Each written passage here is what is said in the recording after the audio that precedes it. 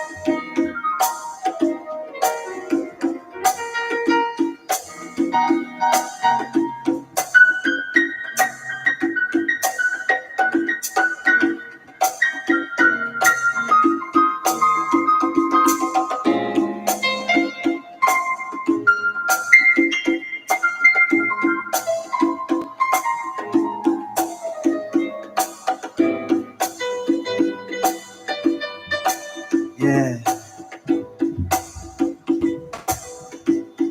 Bring it down a little bit, Eddie. Yeah. A little bit. Right there. Here we go. Here we go.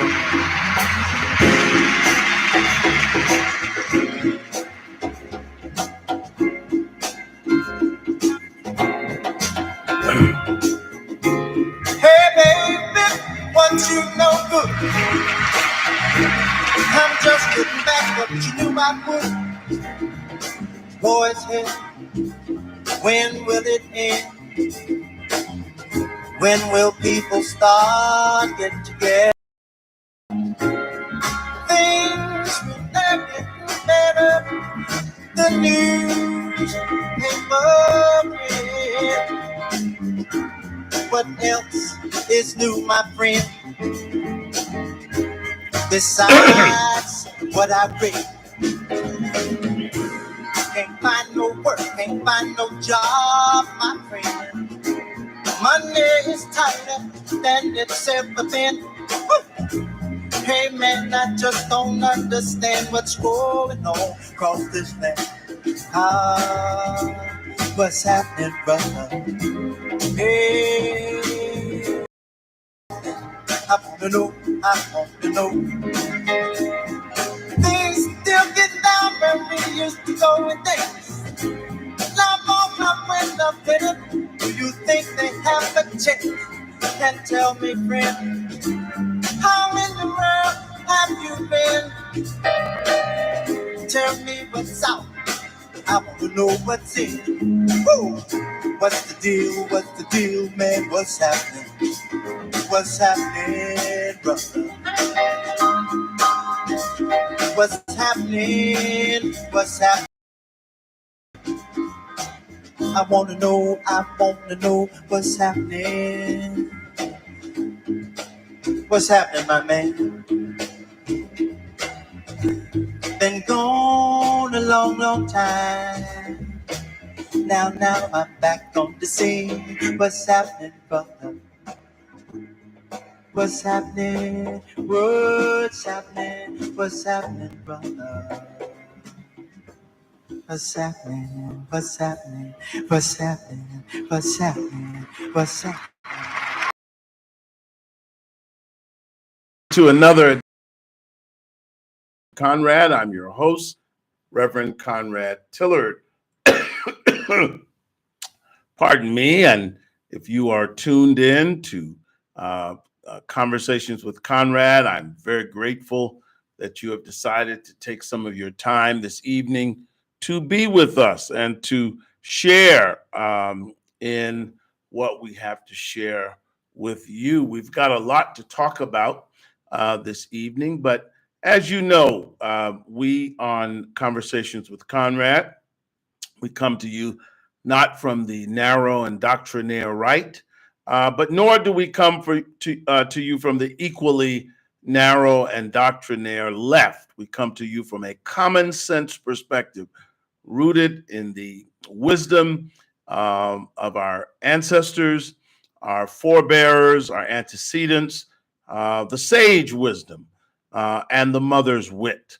And so this is an extraordinarily unique show in that you do not get a great deal of information like this on the other networks. Indeed, most of the other programs are very formatted. Most of them are extremely ideological. And yet, here on Conversations with Conrad, we're not ideological. In fact, our only priority is that we advance African American people's interest, that we are not afraid to go where the evidence leads in order to find what moves the ball down the field for African American people. And again, I encourage you to support this program. I encourage you to give. We have a Cash App. I'll give that information a little later. We also have a Zelle because you see, information that's independent, information that offers an agile analysis, an honest intellectual analysis is rare in the African American community. In fact, I have said as much that our political strategy, we live in a two-party system, but our political strategy is akin to the earth is flat. We are flat earthers when it comes to politics because we put all of our eggs in one basket. And that is what has happened in the African American community since 1960. Ironically enough, 1960 was a unique presidential election. John F. Kennedy did ultimately win most of African Americans' votes that year, but Richard Nixon won 30%. John F. Kennedy, through a very clever sleight of hand and a ploy, when Dr. King was in jail, he reached out to Martin Luther King's wife, even though his brother Bobby didn't want him to, even though the Kennedy team was furious when they found out that he did. But certainly all of the Negro newspapers covered this compassionate call from John F. Kennedy, and he went on and won the election. Shortly before that, Daddy King, who was a Republican, had said that he found it very difficult to vote for an Irish Catholic. And of course, that was religious bigotry, but he wasn't the only one. Kennedy met with ministers, I think in West Virginia, Protestant ministers, and he had to convince them that as a Catholic, he would not be taking instructions from the Pope, and that he could be an independent figure and become the president of the United States. So that being said, Daddy King supported him. And from that time on, Black people have in many ways moved toward the Democratic Party. Now, there have been exceptions. Of course, pardon me, I'm doing much better. And I thank you for your patience last week. It won't be like that this week. I'll cough every now and then. I'm doing much better. But, throughout history, I remember in 1980, people, President Carter just died. And he was a great man, a better post-president than he was president. But did you know that Ralph Abernathy and Hosea Williams both endorsed Ronald Reagan in 1980? Yeah, it's true. And so, Black people have had the right and had the good sense to be politically flexible. And unfortunately, we are less so today. And so what happens when you put all of your eggs in one basket, when you give a party 90% of your vote, When they lose, what happens? You're not involved in the other party, and when you're not involved in the other party, uh, you hear and you see and you experience a lot of things happening in that party that you don't like, and you don't like them because you don't feel that they're in your best interest. But you didn't think about that when the election was taking place. You didn't have the common sense to say, okay, let's huddle. NAACP, Urban League, CORE, uh, you name it, whatever organizations. Okay, let's develop a strategy. Here's our strategy. 70% of us, we're going to stay right here in the Democratic Party. We've made great progress on the local and state levels. We'll stay here. But in certain key states, we need some of you to go over there. Just in case they win, we can cover our bases. We don't think like that. And again, many of these influencers and thought leaders, Roland Martins and what have you, the $350,000 man. Of course, he was being paid by Kamala Harris to goad you into voting for one party. And if you've ever been to Vegas, or even if you shot crap on the street corner, when you bet it all, you either win big or you lose big. And unfortunately, that's what's happened to Black people. And fortunately, we do have some Black Republicans that are in the room, but not enough. And we don't have some of the strong Blacks that need to be in the room. And so we got to come out of this flat earth ideology. What's a flat earth political ideology? It's when you think you can put all of your eggs in one basket.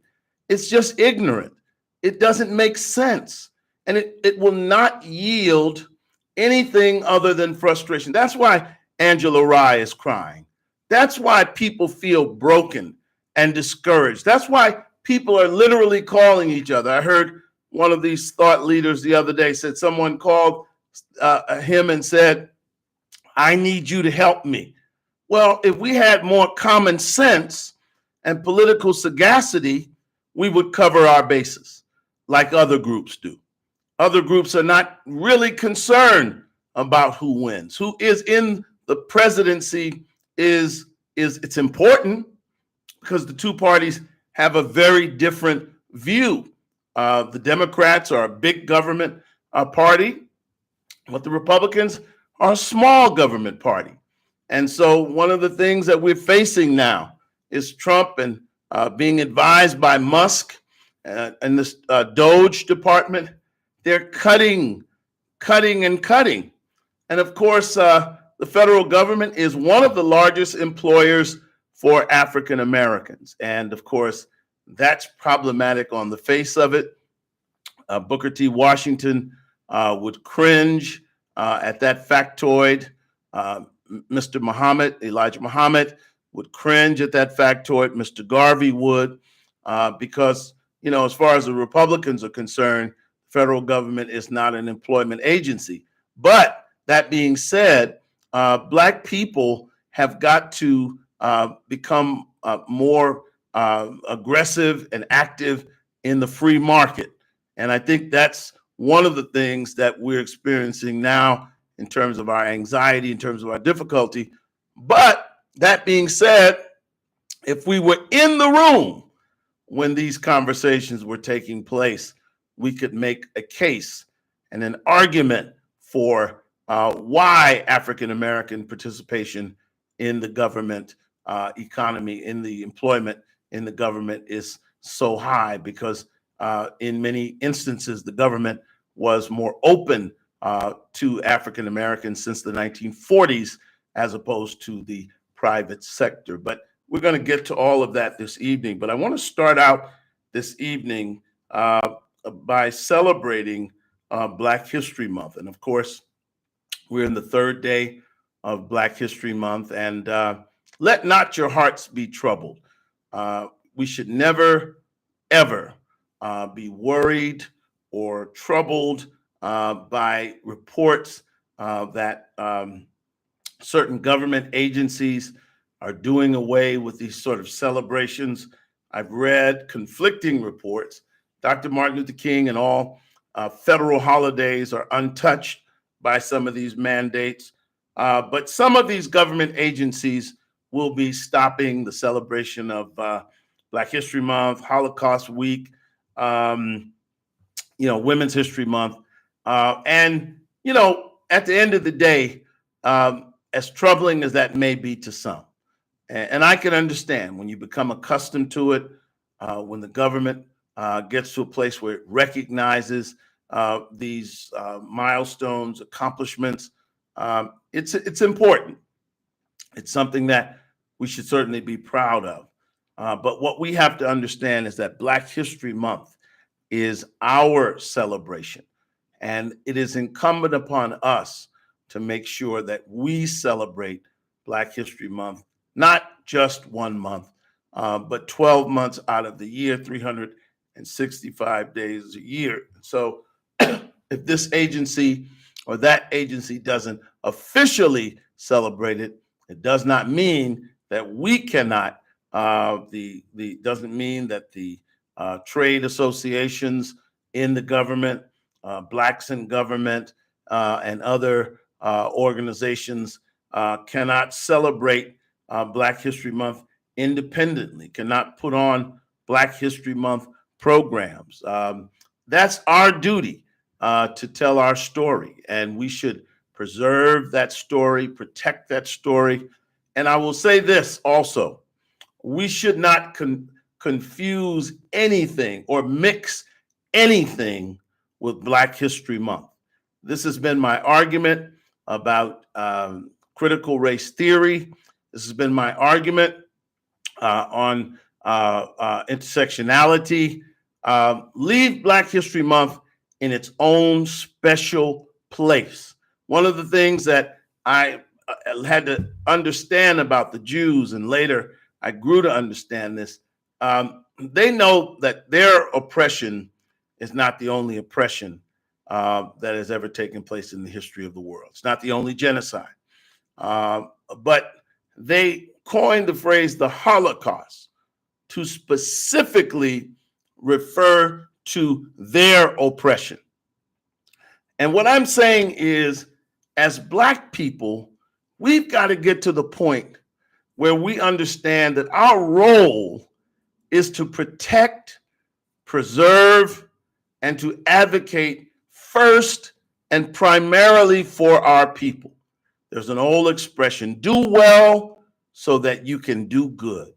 And if we as Black people could just focus on ourselves.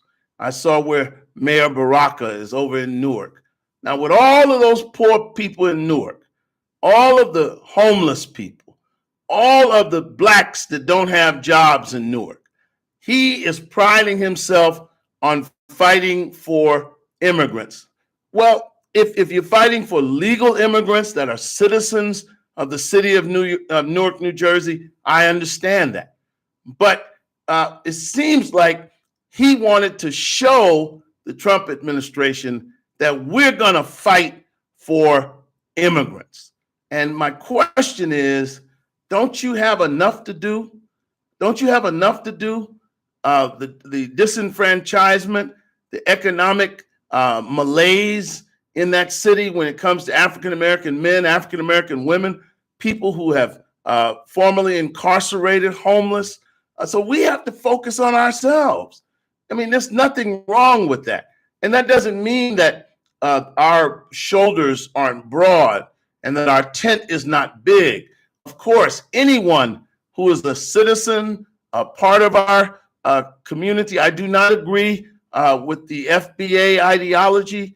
No, but what I'm saying is, if we're going to fight the administration, if we're going to stand up to the administration, it should not be just all the time.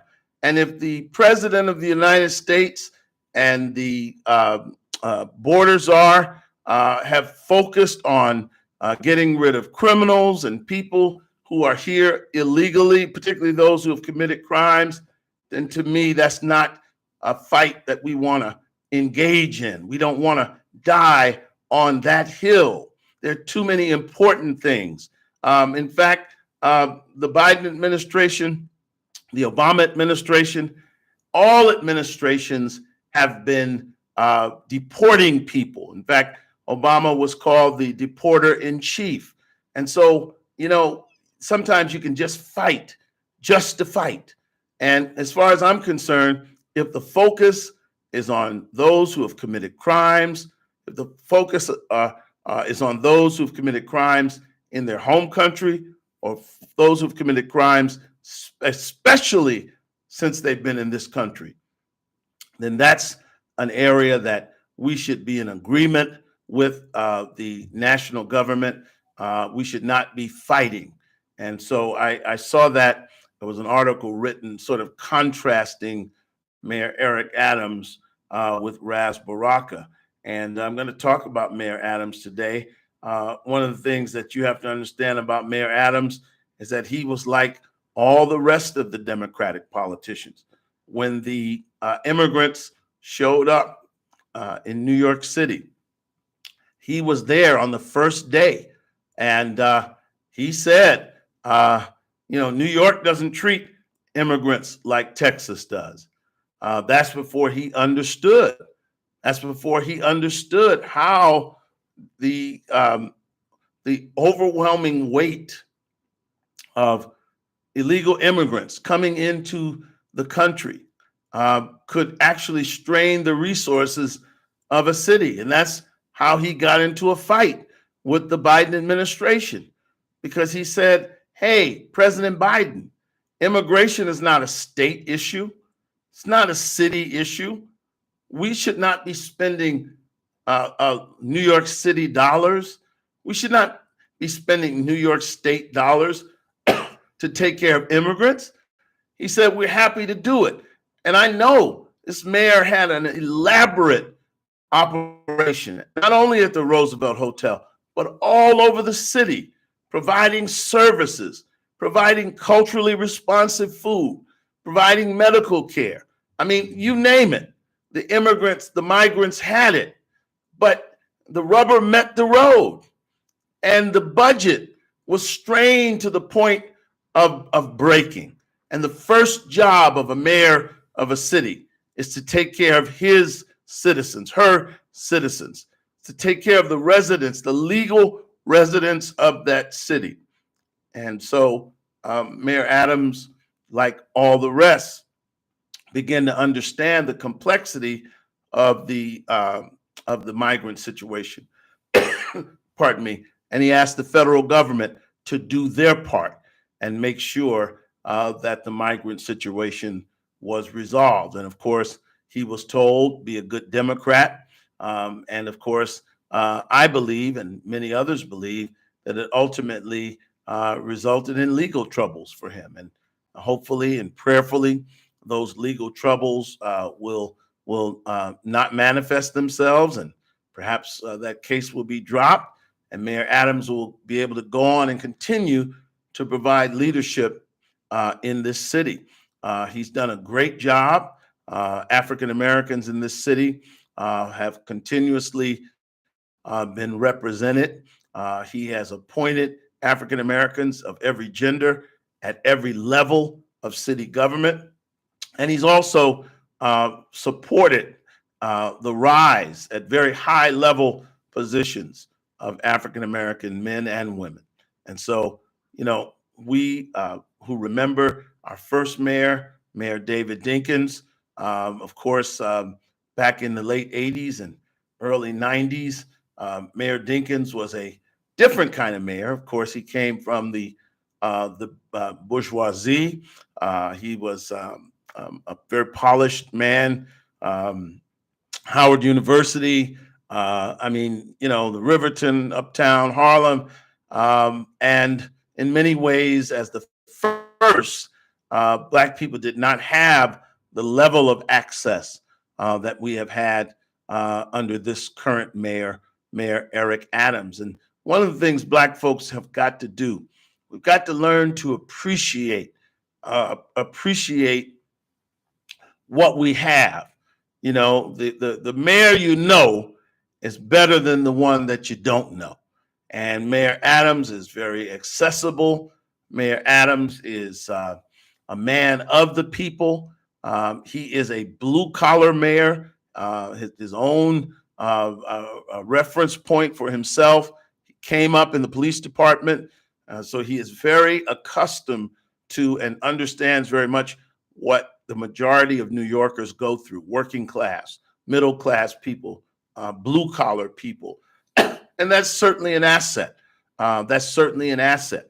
We've had in recent years, they call him the dope from Park Slope, an extreme liberal mayor, Bill de Blasio, who in many ways just seemed like he was back in the 60s. We've had a very wealthy and highbrow mayor, Mayor Bloomberg. And then we had Rudy since Mayor Giuliani.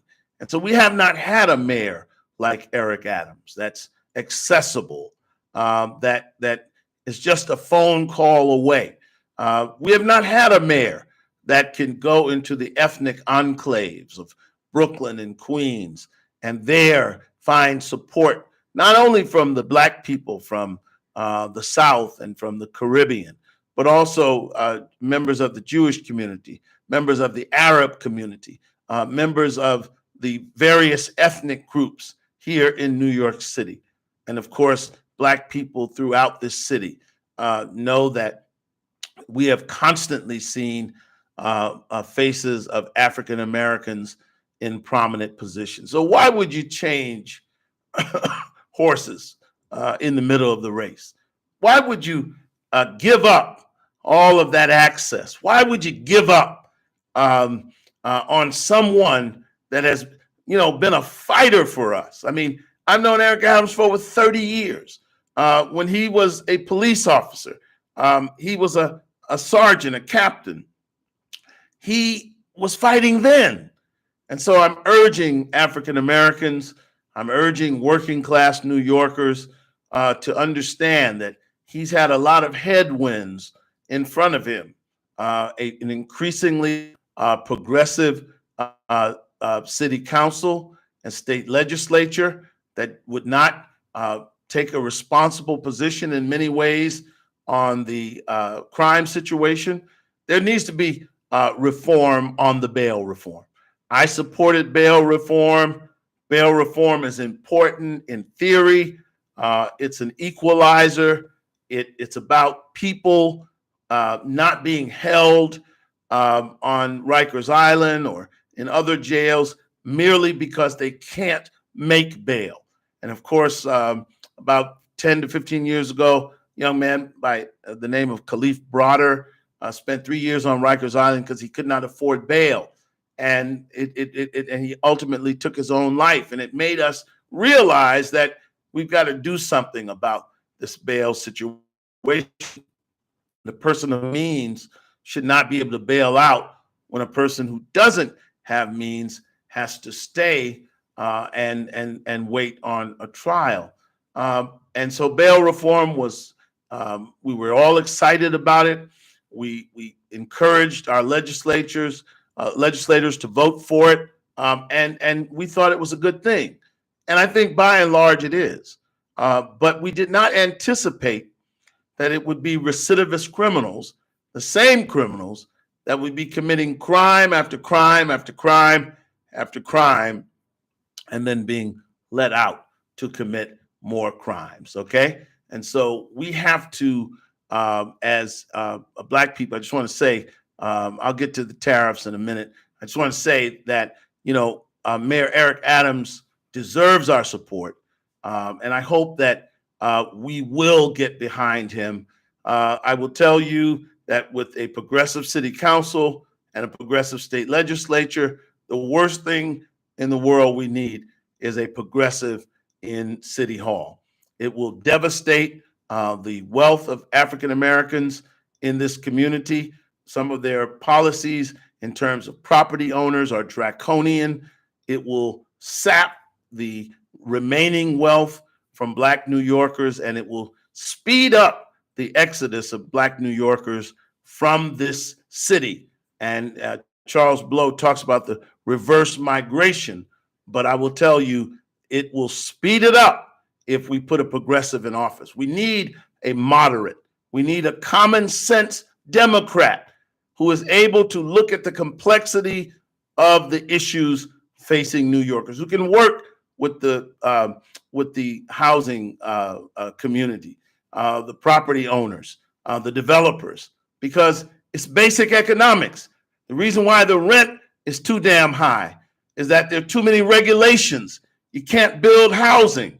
And when you can't build housing and all of these folks are moving to New York, it creates a glut in the market. And of course, when there's a scarcity, the prices go up. But when you have abundant housing, when you have people building everywhere, then of course it reduces the cost of rent because people have options and they can go other places.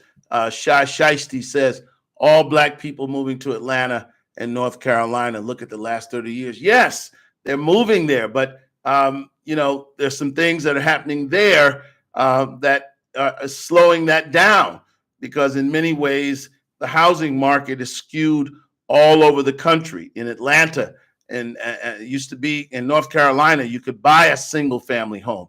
But what's happening now is companies from New York and California, and New Jersey, and Chicago, and Michigan are buying up all of the single family homes. And so there are people who left the northern cities who were renters, moved south to become homeowners, and now that is increasingly difficult. And so all around the country, particularly here in New York City, you got to build more housing. And progressives are notoriously draconian. They hate people who operate and thrive in the private market. And in New York City, the only wealth that Black people have, or the primary wealth, are in the homes in Brooklyn and Queens and Uptown, homes that they were able to purchase because in the 60s, 70s, 80s, and 90s, nobody wanted them. And so they were able to amass, we were able, our churches, our organizations, to amass property. And now the progressives are trying to take that away.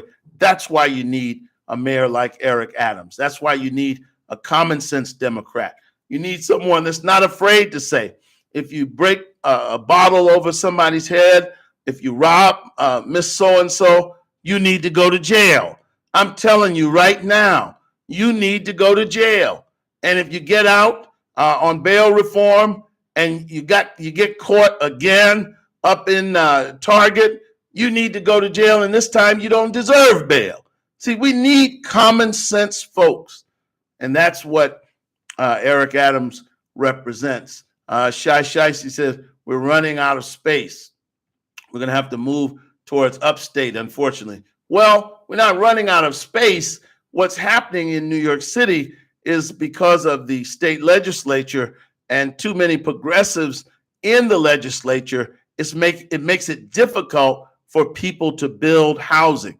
It makes it difficult for people who own small buildings to put those houses or those apartments on the market, because they are forced to make all kinds of renovations and they have to exist under all kinds of regulations. So for many people, particularly Black and brown folks, they have apartment building with 3, 4, 5, 6, 7, 8 units. The city wants them to do hundreds of thousands of dollars in renovations and only give them a window of maybe 3% rent increase. So it makes it impossible. So they have to warehouse those units. They can't put them on the market. We need common sense practices. The city of yes, that's one of the great accomplishments of Mayor Adams.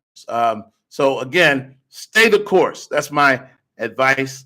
Let's keep going in the direction that we have been going. We know this mayor. We have access to him. Let's not blow that. Okay, let's not let someone dance in here like Cuomo. Let's remember how he has treated our community.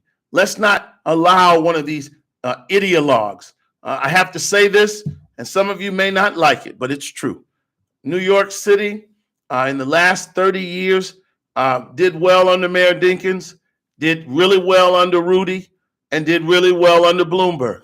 So that means for basically 5 terms of Republican mayors made this city the safest big city in America. 2 terms, rather, of Bill de Blasio, and it took this city all the way in the toilet. And Mayor Adams is doing his best to resurrect this city after the literal destruction of this city after Bill de Blasio. And so my point is this, I'll get to tariffs, but it's Black History Month.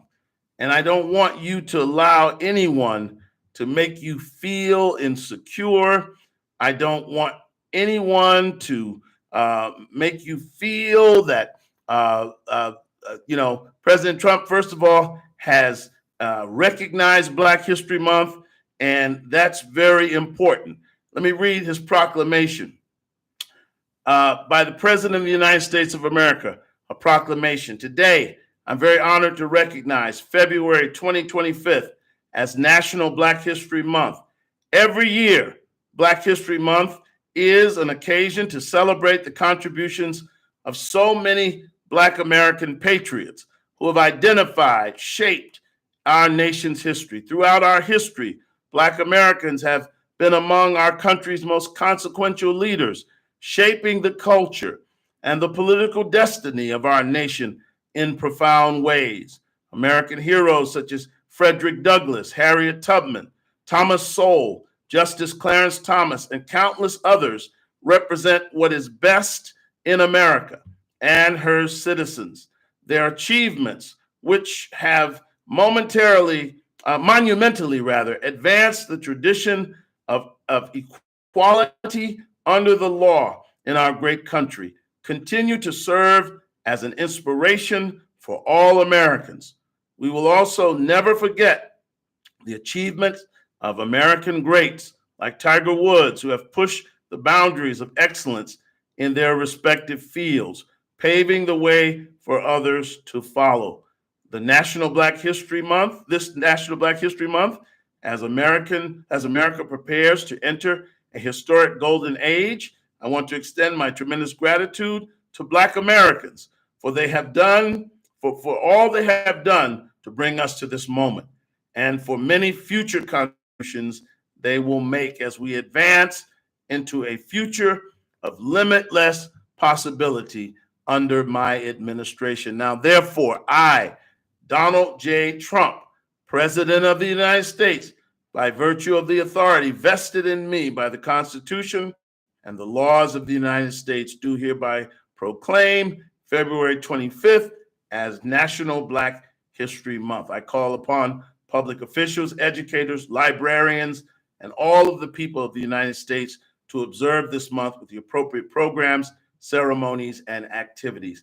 In witness whereof, I have hereunto set my hand this, the 31st day of January in the year of our Lord, 2025, and the independence of the United States of America, and the 249th year. Now, that's President Trump's declaration. Now, if you listen to many African-American leaders, you would not know that the president declared Black History Month. And see, this is what I've been saying to you.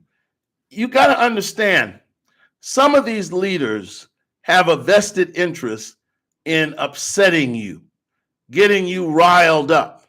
First of all, if we recognize Black History Month in our homes, if we teach our children of the great contributions of Black people, that's really all that matters.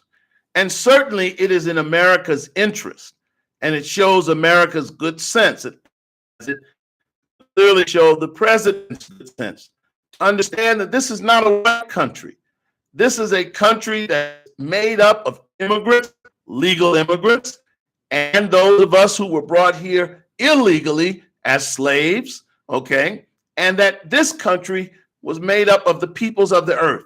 And because of the peoples of all the earth, it has made America a unique and special country.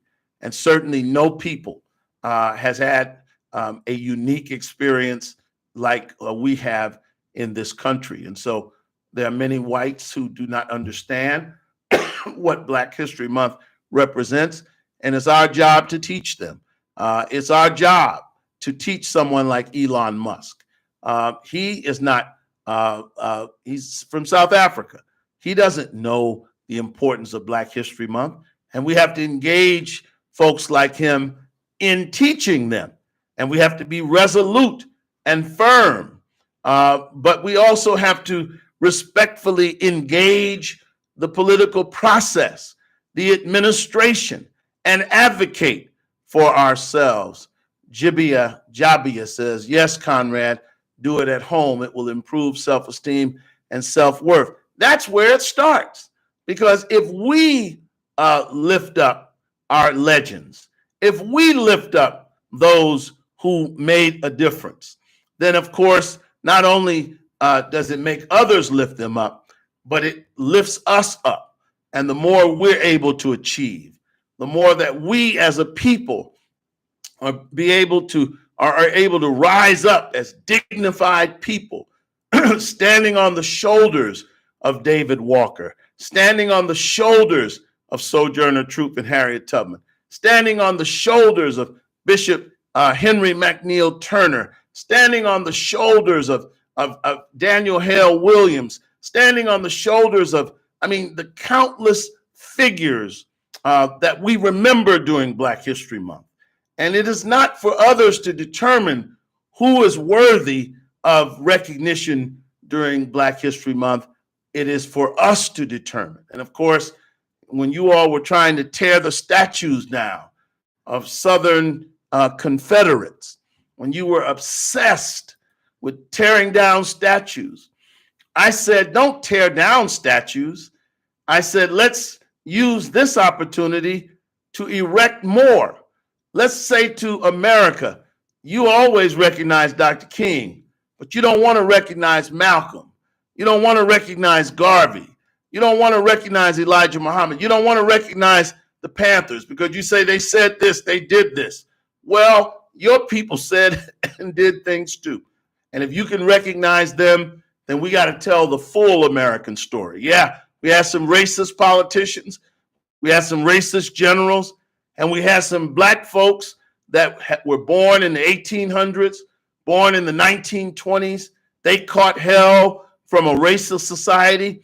And when they rose up and spoke up, it wasn't always nice, sweet, and pleasant. And we can't dismiss people because their critique of America at times was harsh, but that was a necessary critique in order to move America forward. But we're in a better place today. We're in a forward place. And so we should embrace America, and we should embrace the American narrative, because the American narrative is our narrative. We are a part of the American narrative.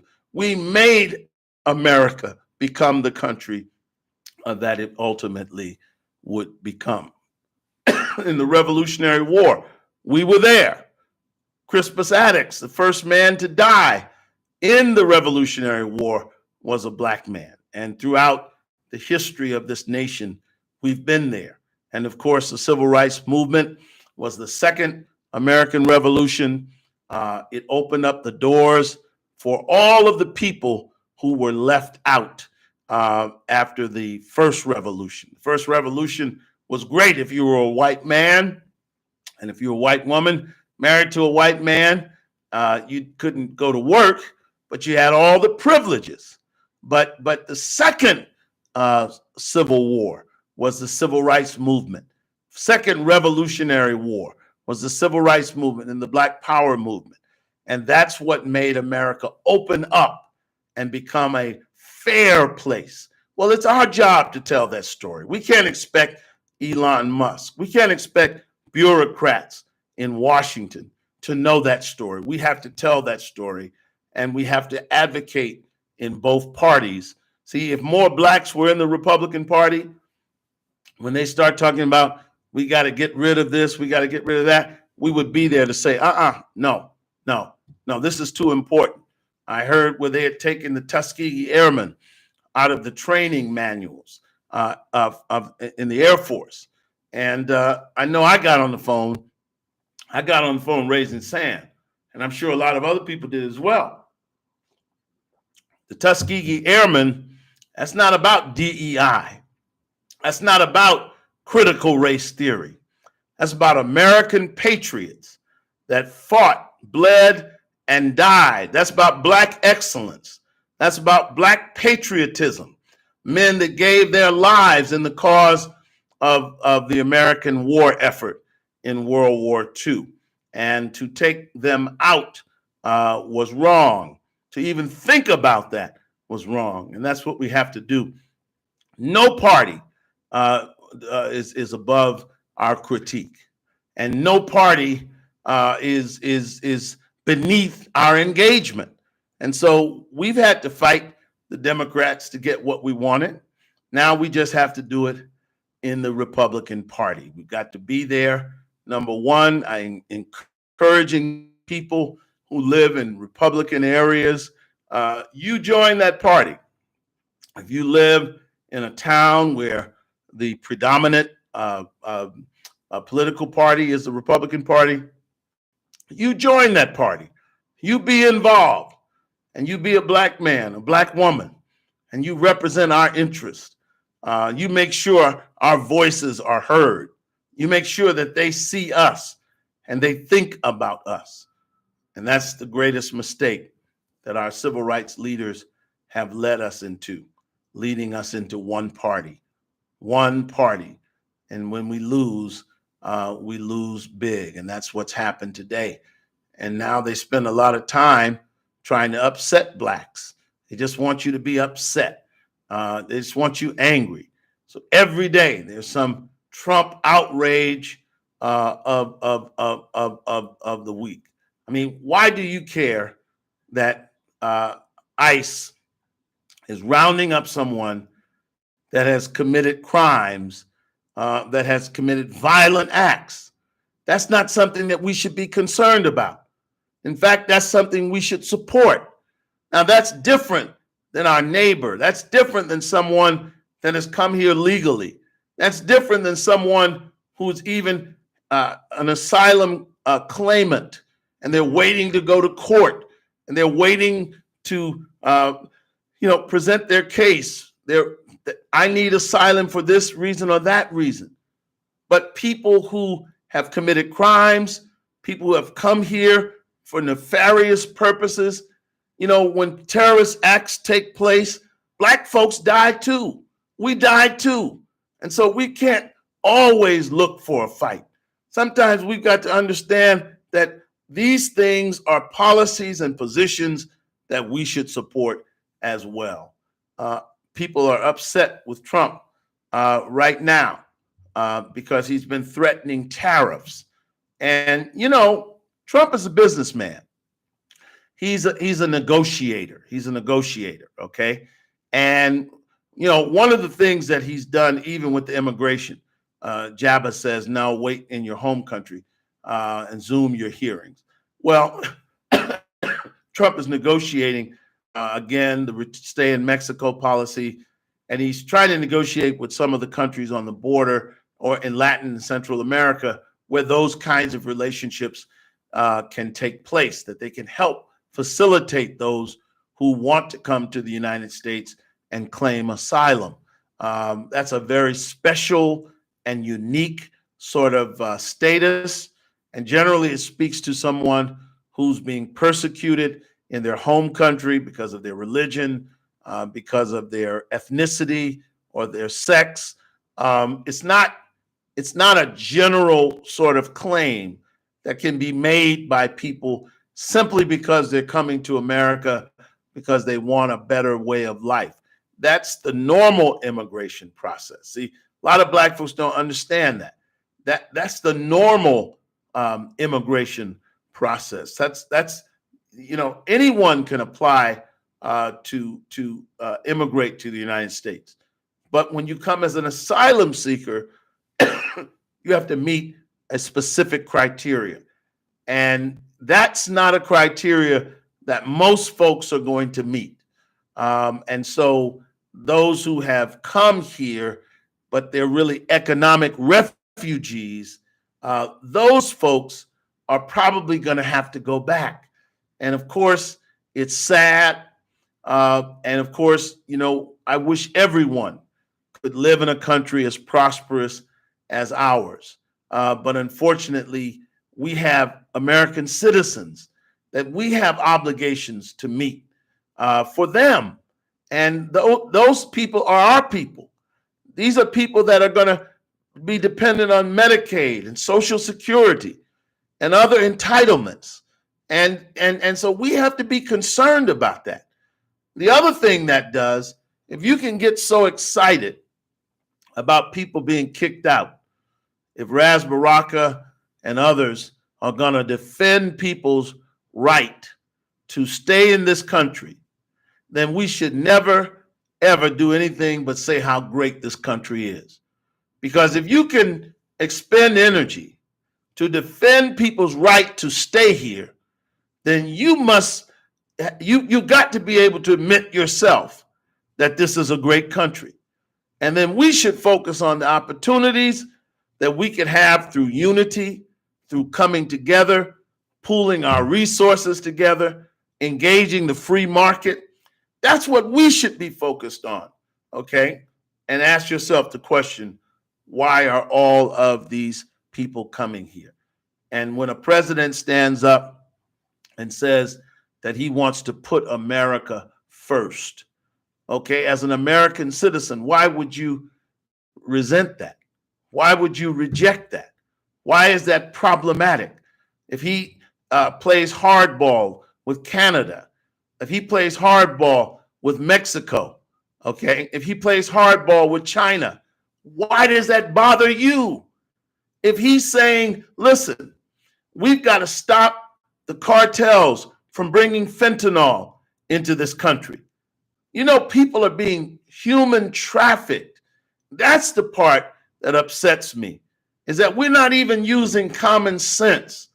We're not even willing to concede. We're so ready to fight that we're not even willing to concede that when you see these women with these babies in slings on the side of the highway, don't you understand? These people didn't just get here and learn where the wholesale place was. When you see them selling stuff in the trains, on the road, on the street, when you see these African brothers selling these earphones and Apple products, faux Apple products, they didn't just get here and learn where the wholesale place is. These are criminal networks. These people are promised passage here at exorbitant rates, and they're in virtual slavery trying to work off those charges. And we're not even talking about that. We're not concerned about that. All we're trying to do is fight Trump. Yeah, but Orange Man is bad. And I don't agree with the president on everything. And I think he should proceed with caution. One thing I will say about him, everything he's doing, he campaigned on. Everything he's doing. He said he was going to get rid of folks, stop the border, close the border up, and through aggressive enforcement, through his sort of public pronouncements, guess what? They're saying the border has almost dried up because part of what he's done is discourage people from coming. Whereas Biden, the day he took office, he encouraged people to come. He encouraged people to flood their way into this country. And so Trump campaigned on that. He's doing it. He said he was going to cut government spending. Now, some of the government spending he's cut is foreign aid. Okay, and listen, America is always going to have a role in foreign aid. But with people who are American citizens starving, why are we so upset initially about him cutting foreign aid? Let's see what he's talking about first. Let's evaluate what is the benefit to our community. Okay? Let's be willing to do that before we take a position, a knee-jerk position where we've got to fight Trump on everything. Trump campaigned that he was going to cut the federal budget, that he was going to, and I hope he does. And that means he's got to get rid of those $2,000 wrenches, those $5,000 screwdrivers, and so much waste in the government. And of course, Republicans have been saying it for years. They've never really done it. He's trying to do it. Now, everything he's doing, maybe not everything he's doing will be allowed. I mean, some of it will be challenged in the courts, and some of it will be overturned. The buyouts that he's offering to federal workers. I mean, listen, the federal workers, you got to come back in the office, or I'll give you a buyout. Well, if I'm a federal worker, I'm offered to come back into the office after 4 years of being out of the office. I'm still working age. I'm going to come back to the office. I mean, what would you expect a chief executive to do? This is happening in corporate America. People are saying, okay, even at the university level, City College, for many years we were online, but now they want us to be back in the classroom. That's just a part of the way society has readjusted in the aftermath of the dreaded COVID, which sort of threw the whole nation for a loop. And so what I'm simply saying is there'll be areas to challenge President Trump, but I hope that we will challenge him in a way that shows that we are an intelligent people, and that we want to engage the federal government on behalf of our folks. That's very important. I want to play a clip for you of Black leaders just about 15 or 20 years ago, and they were meeting with President George W. Bush. And it was concerning the Faith-Based Institute. And one of the things that these Black leaders were doing, they were fighting against the headwinds of Black people who have been taught and sort of brainwashed into believing you don't meet with Republicans under any circumstances. I heard one of the political leaders here in New York say the other day, and for people saying that we need to work with Republicans, that's nonsense. Well, let me just say this to all of my friends in my Democratic Party. We don't have a choice. One of my dear friends was just very emotional about Trump being elected. The question is, what choice do we have? The man is president for 4 years, and we're either going to sit out and have no engagement with the federal government, or we're going to intelligently engage people for whom we may have some disagreements, but who are in positions of power that we need in order to meet the needs of our people. This is 2001. I want to share this with you. This is Bishop G.E. Patterson and some of the Black leaders who had met with President George Herbert Walker Bush, George W. Bush, pardon me, on the issue of the faith-based program. Now, I want you to watch how these Black leaders come out of the White House after having met. It was a contentious election, if you remember. George Bush won by the hair on his chinny chin chin, or the hanging chads in Florida. And to their great credit, these black leaders understood that when the president entreated them, they did not have the luxury of being like Roland Martin, a bag of wind, just running off at the mouth. They didn't have the luxury of Angela Rye, just a bag of wind, just running off at the mouth about how bad Trump is. Trump is this, Trump is that, Trump is this, Trump is that. As leaders have people they're responsible for. And no matter who is Pharaoh or who's in the seat of power, leaders say we must meet with whoever's in positions of power in order to make sure our people's needs are met. That's the lesson in the Bible. That's why Joseph became such an important figure, thrown into bondage. But he established his importance to Pharaoh. Pharaoh needed him. He respectfully engaged Pharaoh, and he ended up being master over the grain house, so that when his father and his family were hungry and in famine, he had food for them, because he did not sit outside the White House for 4 years to please Democrats, talking about the orange man, the orange man, the orange man. Trump is this, Trump is that.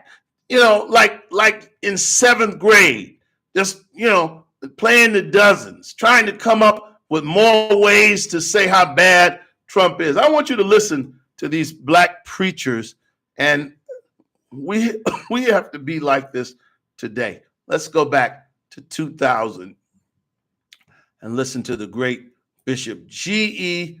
Patterson. Let me know if you can hear and see in the comments. This is very important outside of the back in 2000.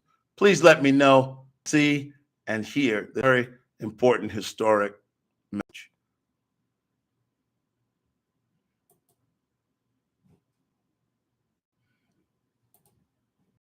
Okay, here we go.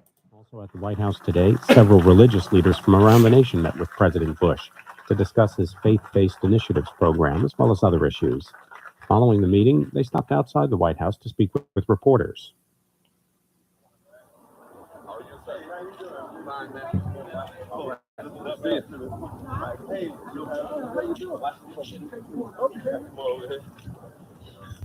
I'm going to speed up a little bit.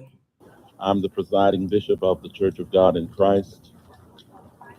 Please let me know if you can.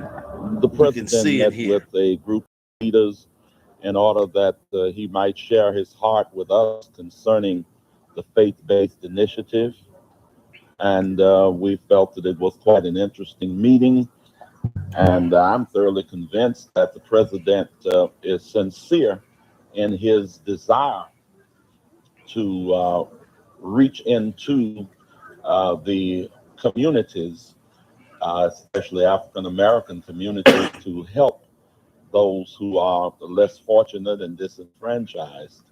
What was the desire that he expressed, though, in particular for you to do?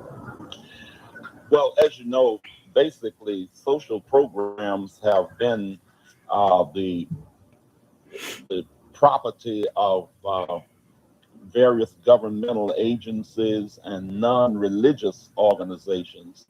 And the faith-based initiative is designed to actually empower those of us who are really working with the disenfranchised, because nobody is closer to people who are in need of help than the churches, especially black churches. Now, to get the sense, though, that there is a good level of enthusiasm among churches in general and African American churches in particular to participate in this faith-based initiative, there doesn't seem to be a great call out there among the churches. Well, that is basically because of the fact that many of the leaders have not had the opportunity to really sit down with the president.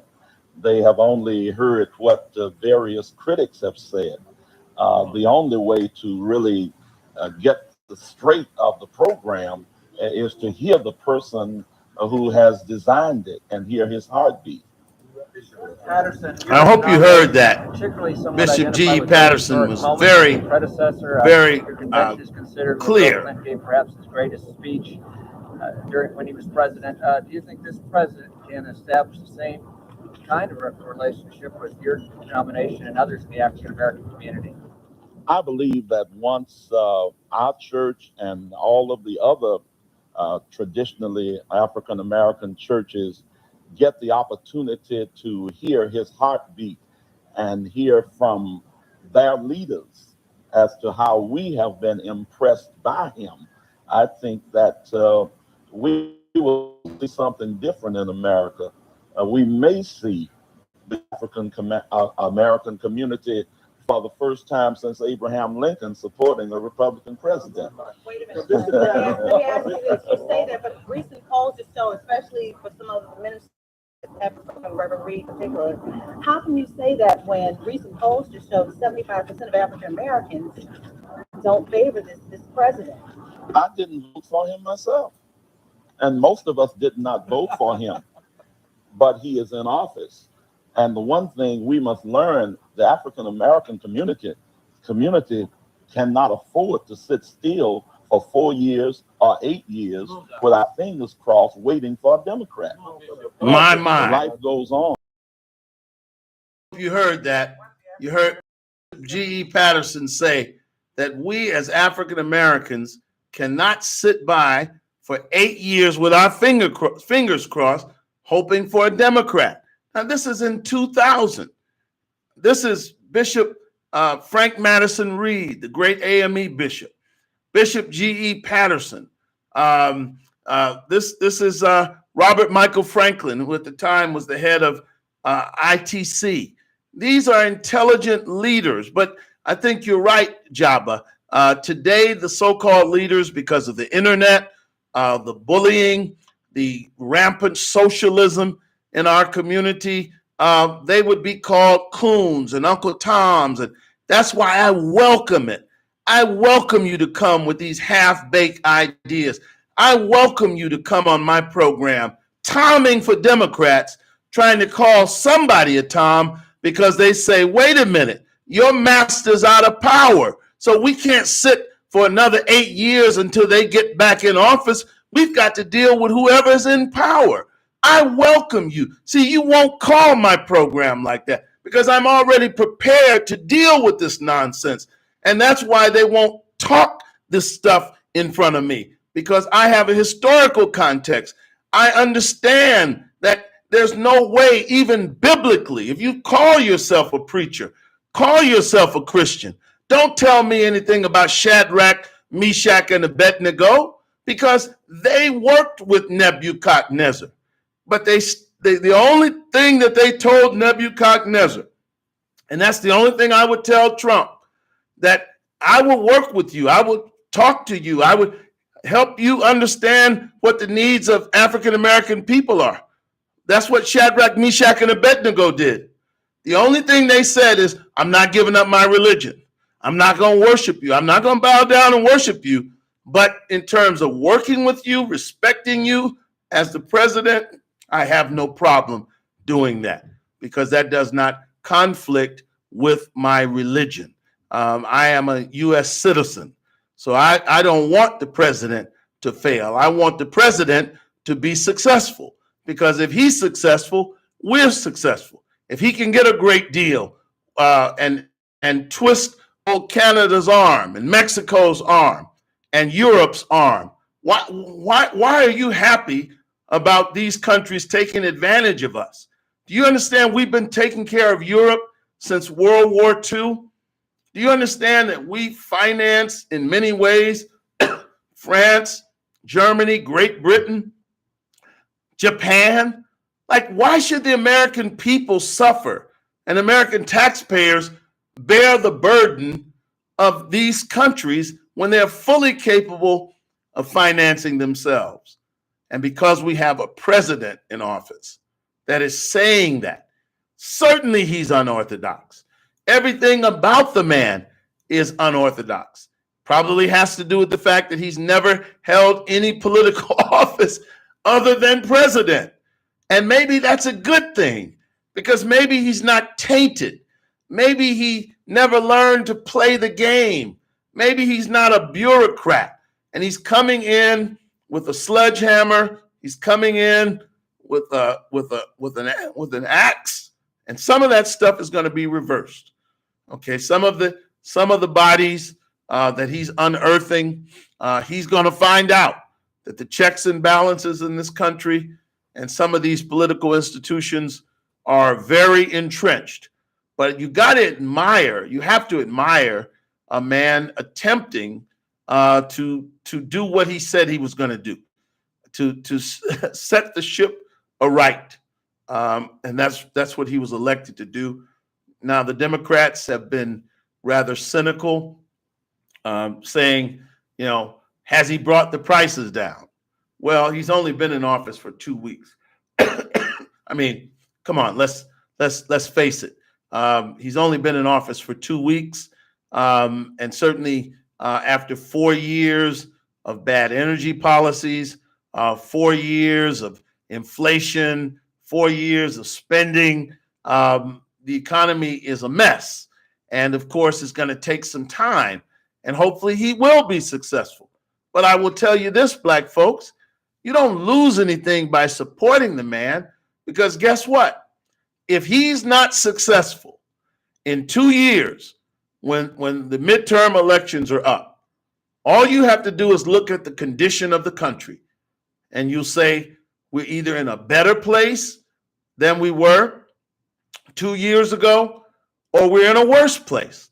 And then we'll be informed, and we'll be able to vote on the Congress. And if the Republicans falter, if they fail, if some of these things that he's trying don't work, then the American people will do as they often do. They'll turn the party in power out, and it starts with the Congress. They'll take the Congress from him. So all of this, Trump hatred, Trump derangement syndrome, this fear of engaging Trump or saying anything positive about anything Trump has done, it's just unmerited. It's unwarranted. If Trump, and certainly we hope he's successful. I hope he's successful. I want the economy to be better for me and for my children and my family. Okay, but if he fails, then as voters, we'll go to the polls in 4 years, and maybe the Democrats will have a coherent message, or maybe the country will be in such a position that we will be very happy and pleased with the direction of our country. Rude Awakening says, host, Neen, R-A-L, we need to clean house, period. Okay. Trump went after DEI because it had a black face on it, but DEI doesn't benefit Black people. Yes, no, you're right. I mean, that's Black Enterprise reported that only 4% of DEI jobs are held by Black people. And that's yet another rallying cry that all of these Black civil rights leaders and Black preachers have Black people who are just casual observers of this stuff so excited about the quote unquote Trump is against DEI, without even understanding white women are the number one beneficiaries of DEI, Indians, others, LGBTQ folks, Black people, according to Black Enterprise, 4% of DEI jobs are held by Black people. And so when they get you to want to boycott, ask yourself, why are they so upset about a program that never really positively benefited African Americans anyway? I don't have an issue with merit. Now, I'm always suspicious when Republicans talk merit, because I understand, like you understand, that merit is often in the eye of the beholder.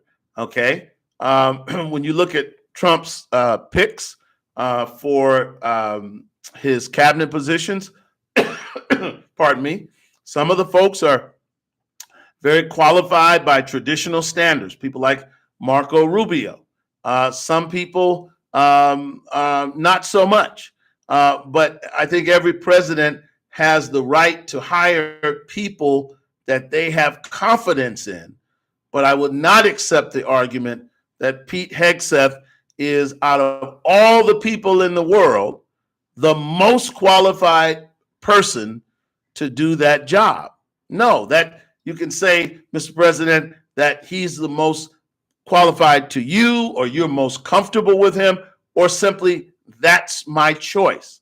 But there are any number of Black military officers, any number of Black defense professionals that by any objective standard would be more qualified. And so if there's any place that I intend to challenge the Republican Party, certainly on that issue of just destroying initiatives, that affirmative action initiatives, and sort of representing their approach as completely merit-based, because we have to see some evidence that is completely merit-based. They'd have to be able to demonstrate to us, and I know they can't, and that's why the president, I think, jumped out there after the crash in Washington and got in trouble. See, Mr. Trump, listen, you hold a very high position, higher, you know it, you've been there before, but it's going to take you a while to remember that what the president of the United States says is carried forth in real time. And, you get on a thing and there are people around you that are putting in your ear, DEI, we got to get rid of affirmative action. People have to be qualified. And I understand why they're so upset. I do understand it. I understand why Hegseth is so upset, because the things that we have been doing in this country with DEI training, and, it's a form of brainwashing. It's not, it's sort of antithetical to Americans. We don't like to be lectured. We don't like people to, and DEI trainings are not simply about Black history. Okay, they were not. They were sort of a psychobabble, and they were in these corporate settings and these corporations. The guilt that they had after George Floyd, they invited some of these very highly paid coaches to come in, and with this pseudoscience, this anti-racist ideology, which was an absolute hustle. It was an absolute hustle. It was a total hustle. What's the brother he was at Boston University. Now he's going to Howard University. It was a complete hustle. Millions of dollars were thrown at that. Millions of dollars of white guilt money were thrown at Black Lives Matter. And what was the net result of Black Lives Matter? The founders of that end up buying mansions in Beverly Hills. And if we just had common sense, look at the 60s. They had poverty pimps in the 60s, and people that long since forgot about the mission. And they had jobs, and those jobs depended upon them talking about the racism that existed in the society. But they stopped doing that, and they stopped cultivating Blacks, because at the end of the day, when it's all said and done, the only way we're going to get out of our condition is when we do it ourselves. All of these programs, the momentary interest that white corporate money and foundation money and guilt money cannot ultimately solve the problem. We have to solve it. And in the late 1960s, you had brothers with these jobs, and they were telling white women, you got to sleep with me if you really believe in being anti-racist, or if you see it for what it is. And they ultimately say to this any longer.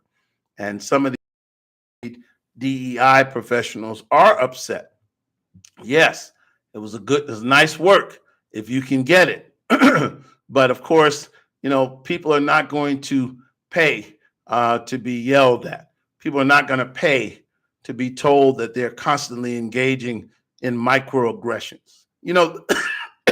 Pardon me. There's nothing new under the sun. There was a great black man out of Atlanta, Georgia. My mother was very good friends with him. And he sort of pioneered, let me see if I can find a video. Dr. Charles King was his name. And Dr. Charles King would be hired by these corporations to go in there. He was a big black man. He would get in white folks' face and yell at them about how racist they were. And for a time, he was the darling of many of these corporations. And they paid for it. And of course, whenever you talk about racism and you help people to understand racism, it's it's an overall good. But the problem is people are ultimately not going to entertain that for an extended period of time. And so what many of these DEI coaches were doing was essentially what Dr. Charles King was doing in the 80s. And let me see if I can find him. You will enjoy this.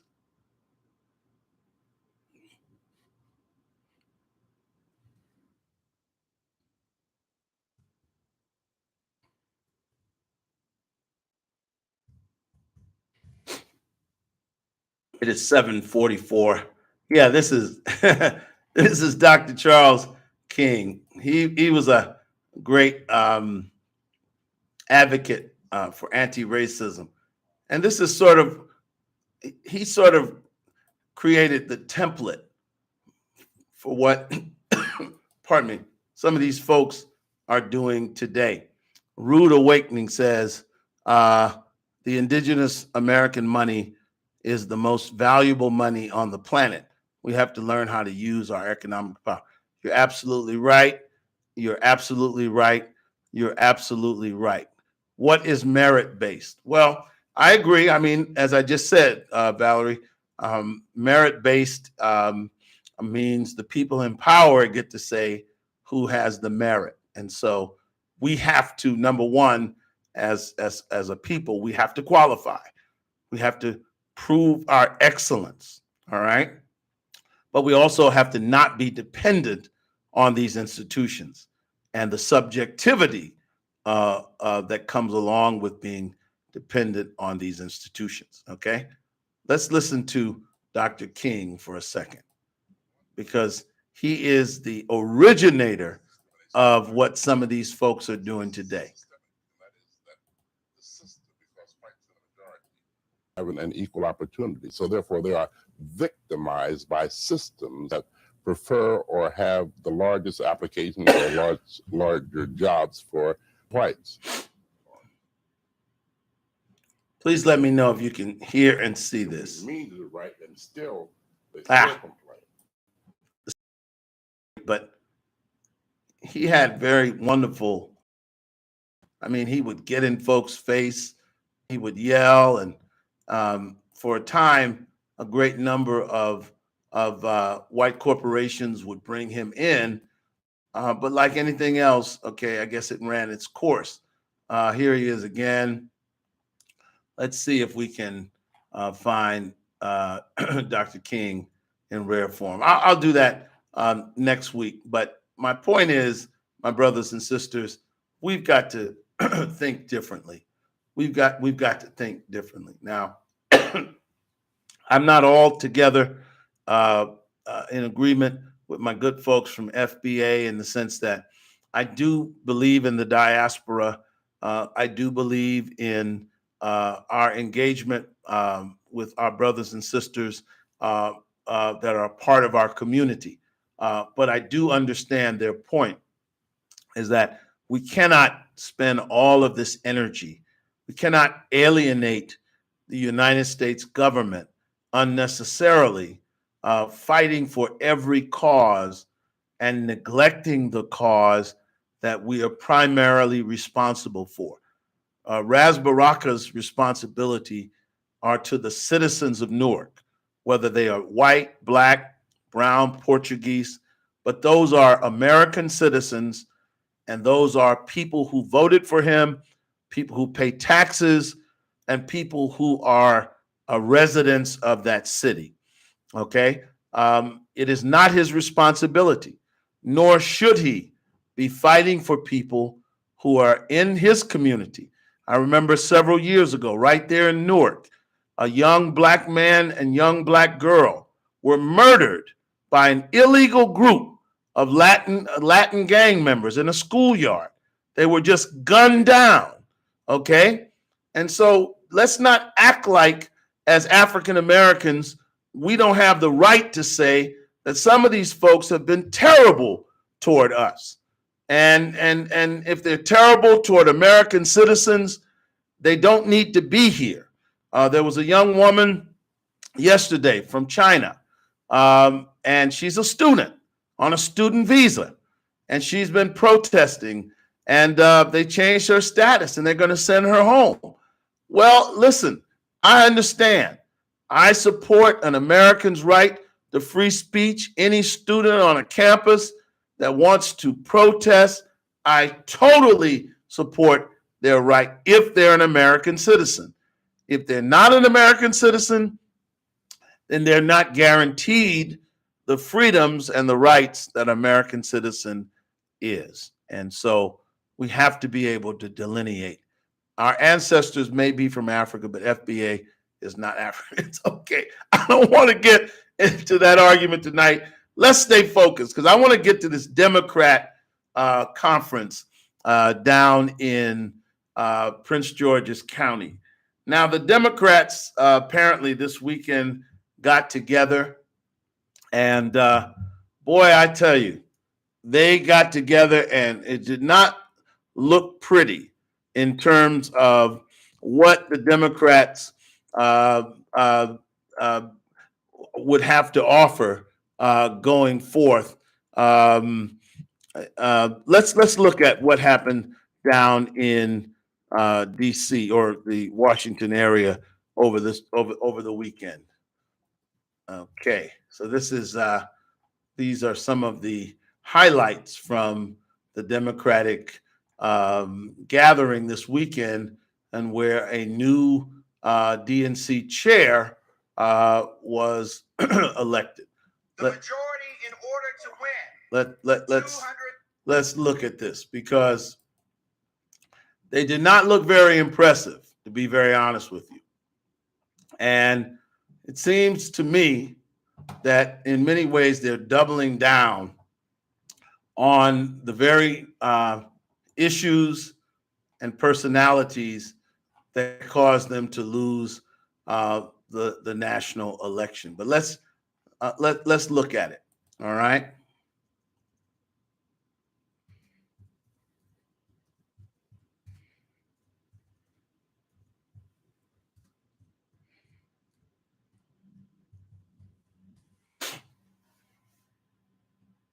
All right. Let's look at some of these highlights. All right. Members, I have the results from the chair's ballot. Let me make sure you can see. Let me know if you can see. There were a total number 428 votes cast in person and in proxy. More than a quorum due to more what's that? Oh, more members registered post-quorum.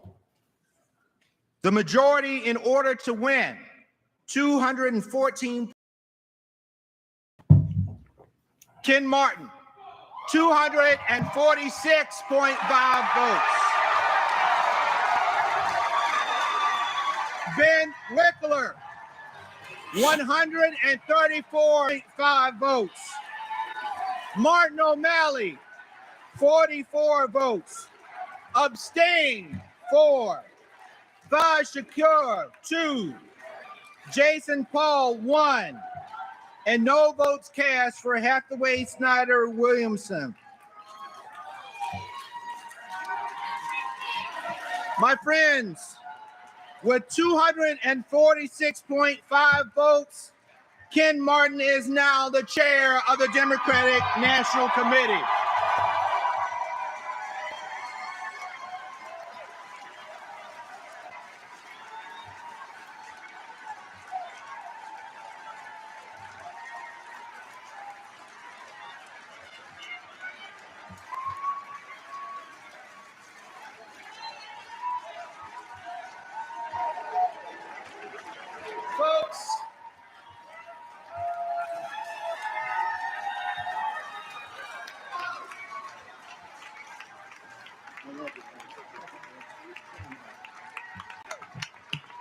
Folks,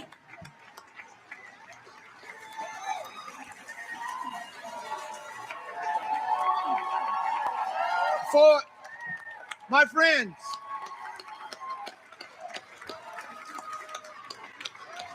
I have crisscrossed this country in a bus, in a van, and in a car with this man. I want you all to give a DNC welcome to our new chair of the Democratic National Committee, Chairman Ken. That Ken Martin, again, with the Democratic Party. Now, there were a slew of black women that ran for the chair. Now, all I've heard in the last year or so is that black women saved the Democratic Party.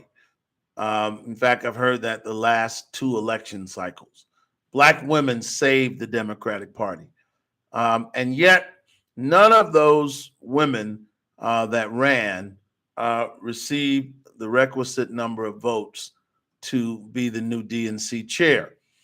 The new DNC chair is a white male from Minnesota. That's a redo.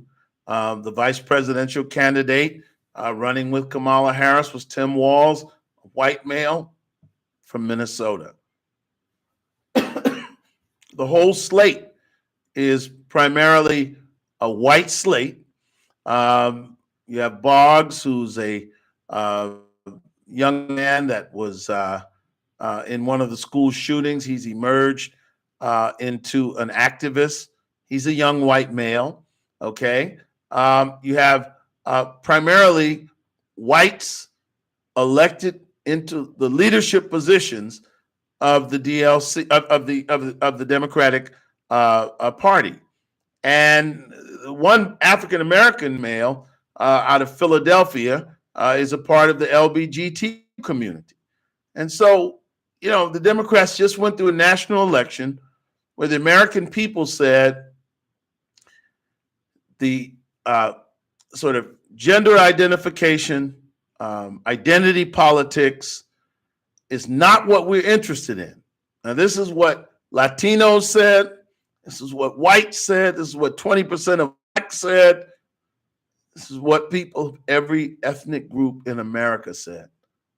And the Democrat strategy is to double down on the similar policies and approaches. And so God only knows what will happen. There was singing, dancing, all of that. I didn't hear a lot about the economy. I heard people that were asking the question, why hasn't Trump gotten the prices down? And the fact remains that American people know it's going to take more than 2 weeks to get the prices down. And it just seems to me that Democrats need to focus on the bread and butter issues, get back to being focused on the working class. That's why Eric Adams is such a great Democrat, because he's blue collar guy, a working man. He has a pension. He worked on the police department, on the police force. He grew up in Queens. And see, those are the kind of people that the Democrats have gotten away from. Support the program, and I think you should. support Conversations with Conrad. Let's help make it a better program. You can Zelle at 347-586-6678, or you can Cash App $CBT SR. And if you support us, we'll continue to bring this very honest analysis. We'll continue to bring an alternative perspective.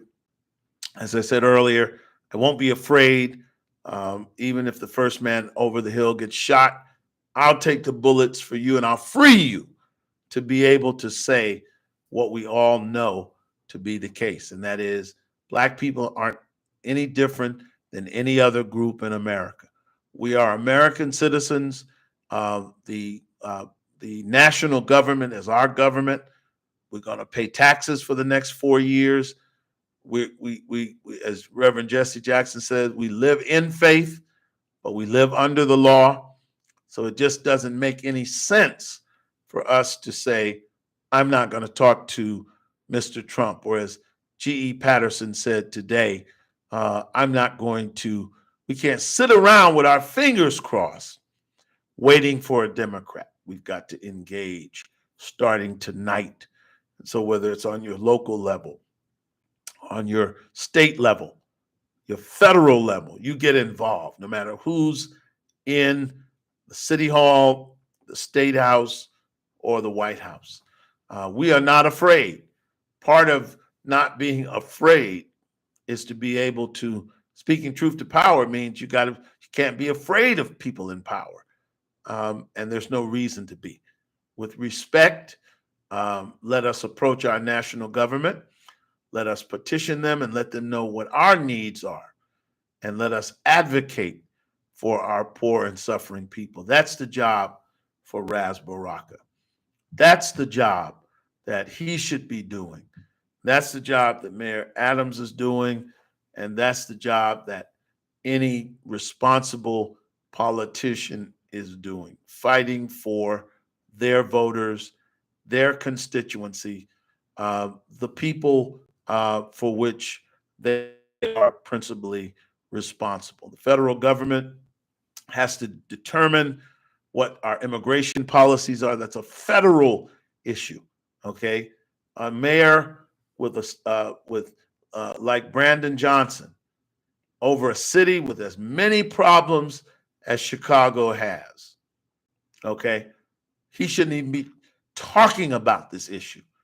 He should give it to the federal government and then fix those poorly functioning schools in Chicago. Fix that the enormous crime problem on the South Side and on the West Side. Bring some industry to that city, and that's what he should be doing. And so I thank you for listening this evening. And again, we don't have a lot of independent media. We don't have a lot of independent places where people can go and hear something different. You ought to be tired of being brainwashed. You ought to be tired of, how many different ways can people talk bad about Trump? It's not even interesting. You've heard one person excoriate Trump. You've heard 10,000. And so we need someone who says, okay, well, the strategy should not be to excoriate him or to engage in a lot of negativity. Let's figure out how we can approach him in a way that's beneficial for Black people. Again, Zelle me at 347-586-6678. And if you'd like to Cash App, you can do so at the $CBT SR. That's going to be it for tonight. I thank you. Please hit the like button for me, please. That's another thing you can do for me. I should have been saying that all night. Hit the like button, subscribe, and do me a favor. Share, spread the word. I've only been doing this now for about 2 months, 3 months. And by this time next year, we want this channel to be flourishing and thriving. And I can only do that with your support. So that's it for this evening. I thank you so much. Have a wonderful week, a wonderful evening. It is a very interesting time in which we live. And I don't say it, it's not a troubled time, it's an interesting time. And we, as African Americans, Black people, we need to ride the wave and see the opportunity. That's what we should be focusing on, the opportunities that present themselves in this environment. And if we do that, we'll prosper as we always have. Happy Black History Month. Teach your babies of the great contributions of Blacks, and let's teach even our Republican friends who do not understand, and some of them just plain ignorant. I mean, that's just the bottom line. When you hear people talking about merit and that, what is this Black History Month? There's no White History Month. That's just ignorance, and we just have to look past that and teach them so that they will understand that the America that you love is not just that way because white folks made it that way, just as President Trump said in his proclamation. And we knew it before he said it, but he did acknowledge it. And that's what he has to get his voters to understand. And we have to get them to understand by engaging them. That, listen, we're as much American as you. We've made just as many contributions, if not more, than any European immigrants, the African descendants, the African people that came here, that have been here for 400 years. We have helped to add to this country in ways that are inseparable from the greatness of this nation. And so don't tell me I'm no DEI person. I don't need any special treatment. Just look at my record, look at our contributions, look at our people, and I guarantee you, you will have to salute me as I salute you, for we have helped to make America the great country that it is. And it is a great country, and that's why people are coming from all over the world. And so let's change that ethic. Let's change that mentality that we held on to for so long. And I understand why in the 60s. I understand why in the 70s and 80s it was just hard for Black people to say they loved America. But as Sister Michelle Obama said, I'm truly proud of my nation.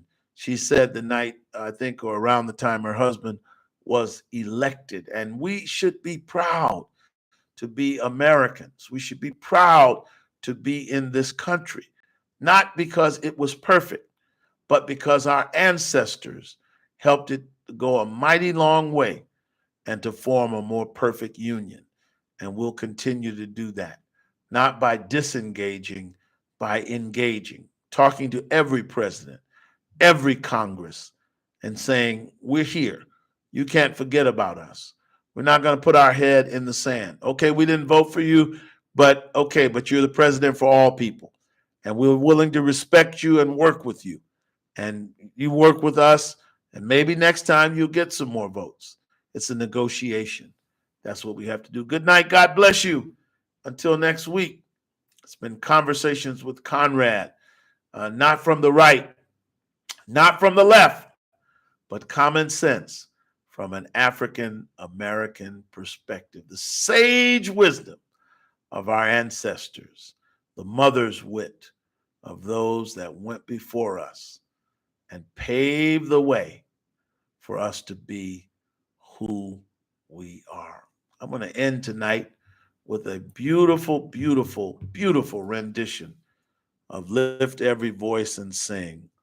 You know, James Clyburn said, and I agree with him, that the national anthem is, of course, the Star Spangled Banner.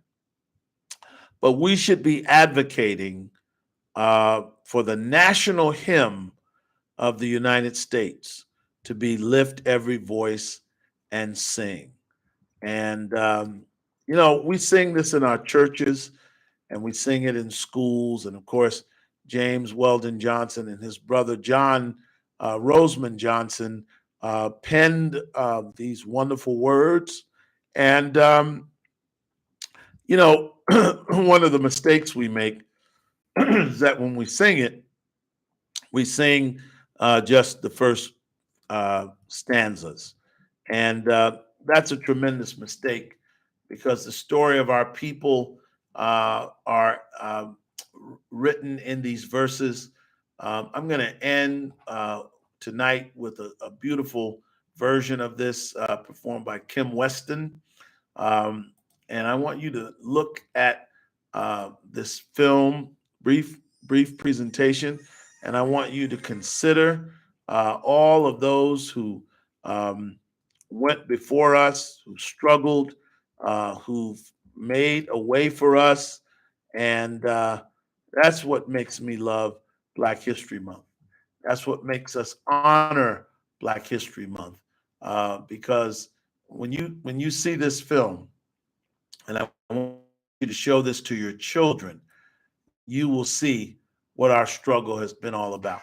And we have to teach whites and people who don't understand our struggle, recent immigrants, we have to teach them who we are. They don't know.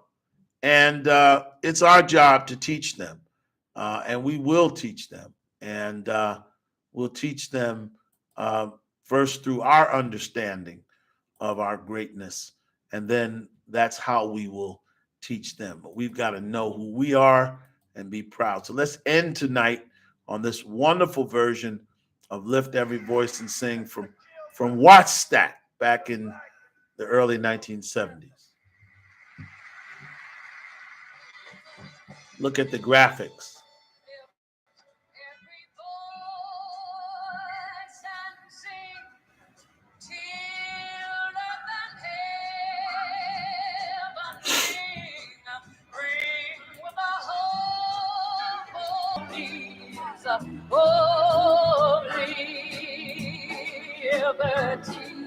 Let our rejoicing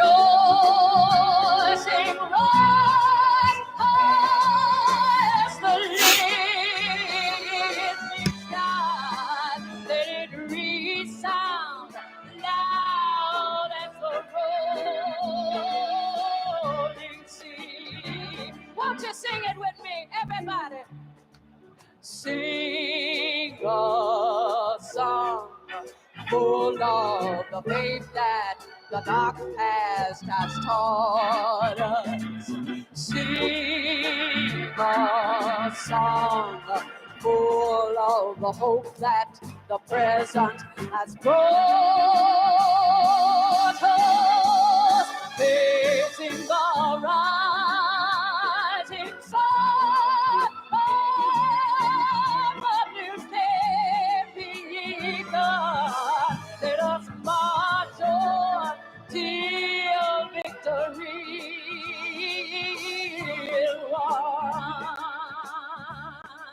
Stony the road we trod, bitter the chastening rod, built in the days when hope unborn had died, yet without steady feet,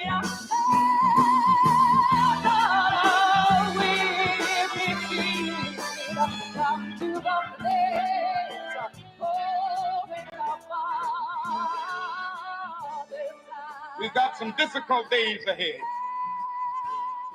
but it really doesn't matter with me now because I've been to the mountaintop. I don't mind. Like anybody, I would like to live a long life. Longevity has its place. But I'm not concerned about that now. I just want to do God's will.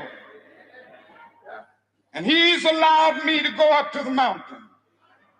And I've looked over and I've seen the promised land.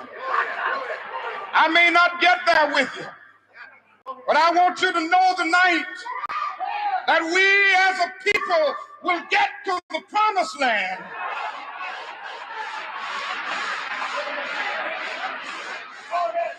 So I'm happy tonight. I'm not worried about anything. I'm not fearing any man. Mine eyes have seen the glory of the coming of the Lord.